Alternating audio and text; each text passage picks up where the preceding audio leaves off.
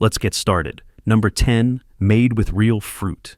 Those gummy snacks with big juicy strawberries on the packaging are basically candy wearing a health food costume. The FDA doesn't require companies to say how much real fruit is actually inside. It could be 1% and still qualify for that claim. The fruit is usually there as concentrated juice or puree, which is just sugar with fruit's DNA. That box covered in pictures of whole apples and grapes might contain more corn syrup than actual fruit. Ingredients are listed by weight, so when you see fruit puree near the bottom of the list below corn syrup and sugar, that tells you everything. The Academy of Nutrition and Dietetics asked the FDA to crack down on this in 2018. They called these products essentially candy masquerading as nutritious and healthful. They pointed out that misleading images of whole fruits appear on products containing only minuscule amounts per serving. The FDA still hasn't done anything about it. Number 9, up to 50% off. You see that sign, and your brain immediately thinks everything is half price. But that claim only requires one single item to hit that discount. It could be a dusty lamp in the back corner nobody wants. Meanwhile, everything else might be 5% off or not discounted at all. The FTC commissioned a study on this. They showed people 3 versions of an ad. One said up to 47% off. One said flat 47% off. One included fine print explaining the average savings was 25%. People who saw the up to ad remembered the discount almost identically to those who saw the flat discount. Their brains just filtered out the up to part entirely. Massachusetts actually banned this trick. Stores there must show both the smallest and biggest discount in equal-sized text, and at least 10% of items must be available at the highest discount. The other 49 states haven't caught on. Number 8, serving size. A bag of chips says 150 calories. Sounds reasonable for a snack, but that serving size is probably 6 chips. The bag contains 10 servings, meaning the whole thing is 1,500 calories. Nobody stops at 6 chips. A study found a box of chocolates listed a serving as just 2 pieces. A small bag of popcorn said it should serve 4 people.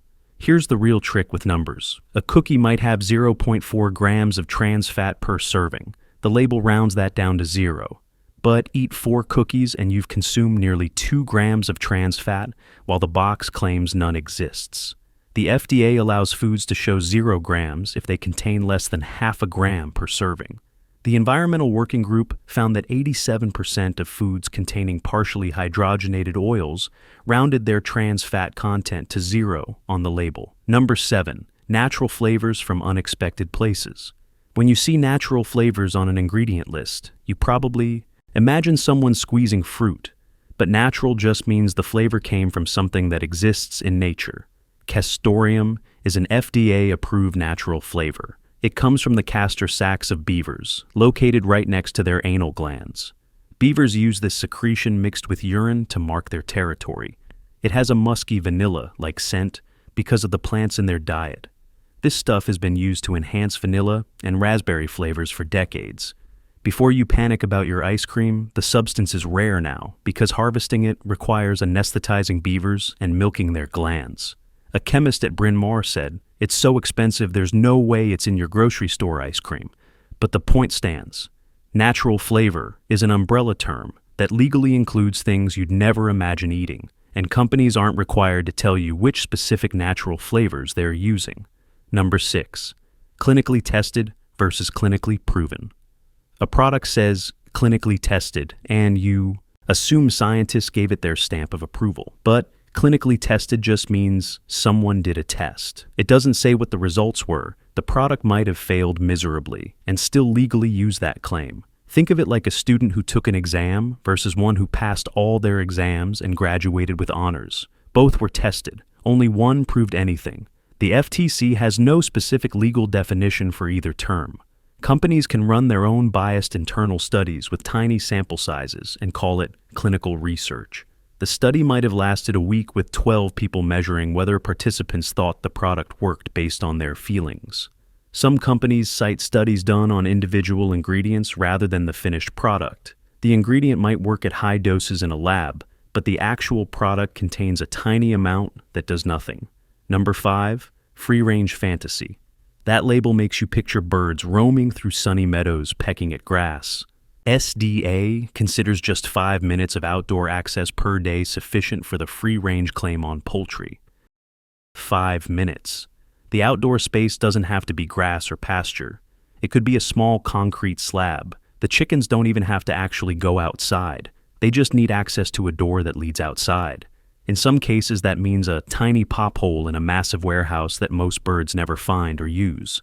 For eggs, there are basically no federal regulations at all. The USDA only regulates free range for poultry meat, not eggs. So that free range label on your egg carton means whatever the producer wants it to mean. Certified humane programs require at least 2 square feet of outdoor space per bird, vegetation on the ground, and 6 hours outside daily. But those certifications are voluntary and cost money, so most producers skip them. Number 4, no added sugar, but plenty of sweetness. Companies can load products with concentrated fruit juice, which is basically sugar wearing a lab coat. The FDA specifically says juice concentrate from 100% juice doesn't count as added sugar on nutrition labels. So that smoothie with 48 grams of sugar can claim no added sugar because it came from apple and grape concentrate instead of cane sugar. That's almost 200% of your recommended daily sugar intake. Your pancreas doesn't care whether the sugar came from a fruit or a factory. Some baby food products use this trick extensively, adding lemon juice concentrate to boost sweetness while displaying no added sugar right on the front. Parents see that label and think they're making a healthy choice. The added sugar repository classifies juice concentrate as exactly what it is, another fancy name for a low-nutrient sugary additive. But the FDA disagrees, so the labels stay misleading. Number 3, unlimited data with limits. Your phone plan says unlimited, so you assume you can stream all day. But buried in the fine print is something called throttling. After you hit a certain threshold, sometimes as low as 2 gigabytes, your speeds can drop by 95%. The FTC sued AT&T in 2014, calling it deceptive. Their complaint said that with throttling, everyday applications like GPS navigation become severely impaired or practically inoperable. The carrier didn't cut off your data. They just made it so slow you can't use it for anything meaningful. Trying to load a map while lost and watching a spinning wheel for 3 minutes. That's what unlimited gets you after you hit the cap. Plans now advertise premium or high-speed data amounts separately. But the word unlimited is in giant letters, while the asterisk explaining what it really means is in font size 6 on page 12. Number 2, bank-level encryption. That app promising bank-level encryption sounds incredibly secure. It's a meaningless marketing term. Any website that takes payment is required to use SSL encryption with AES 256. That's the same encryption banks use. It's also what the military uses. By that logic, your aunt's cookie website has military-grade security because she sells baked goods online. A certified security expert compared it to a bus company advertising that their drivers have licenses.